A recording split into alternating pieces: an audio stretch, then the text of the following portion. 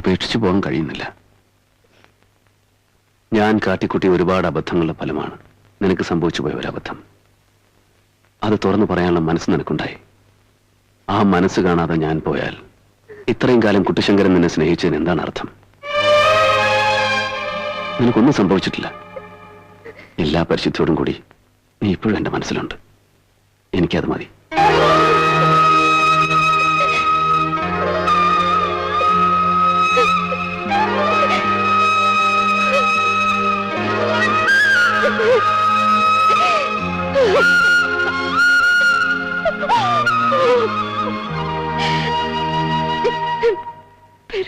വെറുപ്പിന്റെ അവസാനം എനിക്കിപ്പോ കുട്ടിശങ്കരനോട് സ്നേഹമാണ്.